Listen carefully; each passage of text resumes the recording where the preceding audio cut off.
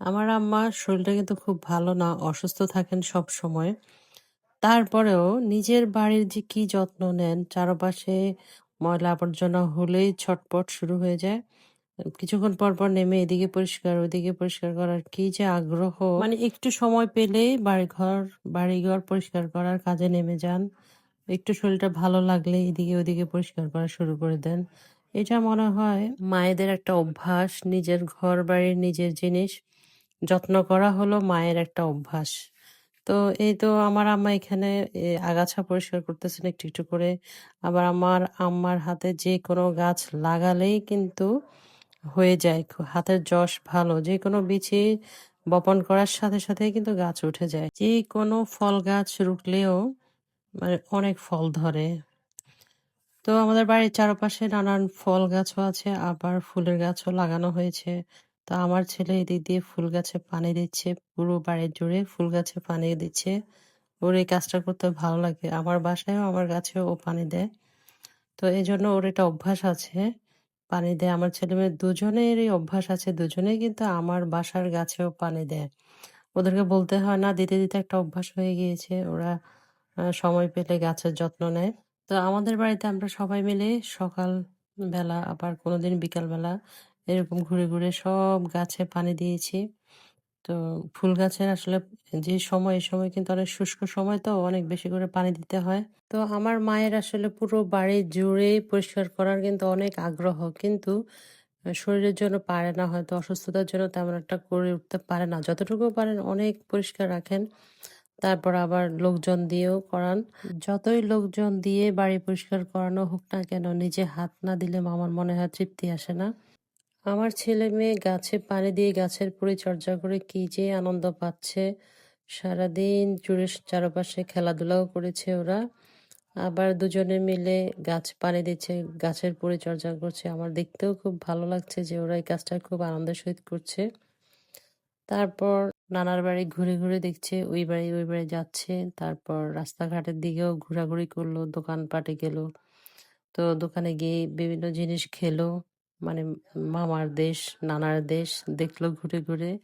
তো এই জিনিসগুলো অনেকদিন পর গেলে একটু ঘোরাঘুরি হয়। বিভিন্ন আত্মীয়স্বজনের বাড়িতে যাওয়া হয়, সবার সাথে একটু সাক্ষাৎ হয়, আবার দাওয়াত হয়। আসলে দাওয়াতগুলো খাওয়ার একটাই উদ্দেশ্য হলো সবার সাথে দেখা করা।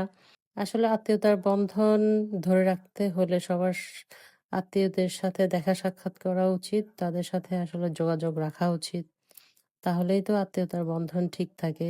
সব আত্মীয়ের যত্ন নেওয়া উচিত, খোঁজখবর নেওয়া উচিত। আসলে ছেলেমেয়েরা বড় হয়ে যাওয়ার কারণে পড়ালেখার ডিস্টার্ব হবে এই ভেবে আসলে বাপের বাড়িতে তেমন একটা আসা হয় না। দেখা যাচ্ছে পড়ালেখার আবার বিভিন্ন ব্যস্ততার কারণে আসা হয় না। তবুও অনেকদিন পর এসেছি। প্রায় মনে হয় ৩ বছর নাকি ৪ বছর পর হবে আমি এসেছি। তো বাপের বাড়িতে এলাম ৪ বছর পরে। যে ছেলে লেখাপড়া, মেয়ের পড়ালেখা এগুলার ব্যাঘাত ঘটবে বিধায় কোথাও যাওয়া হয় না। একদম এক নিয়মে ঘরে থাকা হয়। যাতে ওদের পড়ালেখার যেন কোনো ডিস্টার্ব না হয়। সেজন্য ওই পরিবেশটা মেইনটেইন করতে হয়। সেজন্য তেমন একটা কোথাও আমার বেড়ানো হয় না। জাস্ট ছেলে-মেয়ের জন্যই কিন্তু এই স্যাক্রিফাইসটা করি। তো যেহেতু ছেলের পরীক্ষা শেষ হয়ে গিয়েছে সেজন্যই কিন্তু যাওয়া হয়েছে। এদিক দিয়ে মেয়েরও পরীক্ষা শেষ। সবার পরীক্ষা শেষ। তাই বছরের শেষের দিকে যাওয়া হলো। তো জানুয়ারি মাসে তেমন একটা ক্লাস হয় না। তাই বাপের বাড়িতে গিয়ে ঘুরে আসলাম। আরেকটা কথা বলি, এই যে আমাদের এই বিল্ডিং এর পাশে এই খেজুর গাছটা আমার খুব পছন্দ হয়েছে। যাক এই ধরনের একটা গাছ উঠানো কিন্তু খুব একটা আ ভালো একটা দিক। তো আমার বড় ভাই কিন্তু এই গাছটা লাগিয়েছেন। খুব সুন্দর হয়েছে খেজুর গাছটা। আসলে এই ধরনের ফল গাছ এখন কারো বাড়িতে খুঁজেও পাওয়া যায় না। একটা খেজুর গাছ উঠানো কিন্তু অনেক কষ্টের ব্যাপার। মানে একটা খেজুর গাছ কত বড় হলে তারপর খেজুরের রস পাওয়া যায়। মানে এটা খুব রেয়ার এখন। আর এই গাছটা হলো ড্রাগন ফল। আমার আম্মা এখানে ড্রাগন ফলের ২ টা গাছ ২ দিকে দিয়ে খুব সুন্দর করে একটা মাচা করে দিল। যেন ড্রাগন ফলটা বেয়ে, বেয়ে উঠতে পারে। আচ্ছা আরো অনেক ফল আছে। একটা বড় কাঁঠাল গাছ আছে। যা কিনা এত ভালো কাঁঠাল দেয়। কাঁঠালের জাতটা অনেক ভালো। খুব বড়সড় একটা কাঁঠাল গাছ আছে। আবার আমরুপালিও আছে।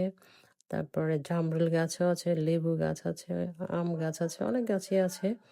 তো সবকিছুই কিন্তু ফল ফুলে ভরা গাছ। তো সবকিছু মিলে কিন্তু আমাদের বাড়ির চারপাশে কিন্তু ফলে ফুলে ভরা সমৃদ্ধ একটা বাড়ি। চারপাশে কিন্তু প্রচুর পিছনের সাইডে আরো প্রচুর ফলের গাছ আছে।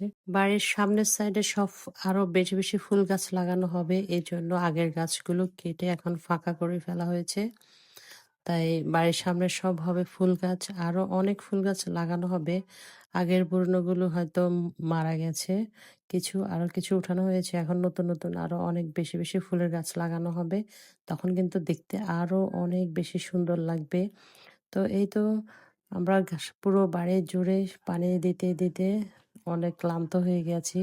আসলে গাছে পানি দেওয়া কিন্তু একটা পরিশ্রম আছে। এটা কিন্তু একটা এক্সারসাইজ হিসাবেও নেওয়া যায়। যেহেতু হেঁটে, হেঁটে দেয়া হয়, আমার আম্মাকে আমি বলেছি পাইপ দিয়ে পানি দেওয়ার জন্য। তাহলে কিন্তু উনার একটা এক্সারসাইজ হবে। যেহেতু ডায়াবেটিস আছে, যদি প্রতিদিন একবেলা এরকম পানি দিয়ে দেন উনি পাইপ দিয়ে, তাহলে কিন্তু উনার একটা এক্সারসাইজও হবে। যেহেতু ডায়াবেটিস আছে বা মনও ভালো হয়ে যাবে, শরীরও ভালো থাকবে। আসলে এই ধরনের টুকটাক কাজ করলে কিন্তু উম এটা একটা মাইন্ড ফ্রেশ হয়। তারপর মেন্টালি একটা ভালো লাগা কাজ করে। তারপর পরিশ্রম হয়, ব্যায়ামের কাজও হয়। দুটোই হলো লাভ। একদিকে গাছে পানি দেয়া হলো, আরেকদিকে পরিশ্রমও হলো। এই কাঁঠাল গাছটা খুব ভালো জাতের একটা কাঁঠাল গাছ উঠানো হয়েছে। এই গাছের কাঁঠাল এত ভালো, জাতটা অনেক ভালো। একদম চায়লা, চায়লা শক্ত কাঁঠাল হয়। খুব মজার কাঁঠাল, খুব মিষ্টি এই কাঁঠাল গাছের কাঁঠাল। আর সেই সাথে এই খেজুর গাছটা উঠানো হয়েছে।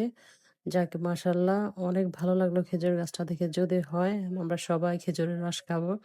আর এটা হলো জামরুল গাছ, অনেক জামরুল ধরে এই গাছটাতে। তো এই তো খেজুর গাছটা আমার ভীষণ ভালো লেগেছে। যাক দোয়া করি যেন মাশাআল্লাহ, মাশাআল্লাহ খেজুর গাছটা যেন অনেক বড় হয়। আমার বড় ভাই এই খেজুর গাছটা লাগিয়েছেন। উনার মনের আশা পূরণ হোক। উনি যেন খেজুরের রস খেতে পারেন।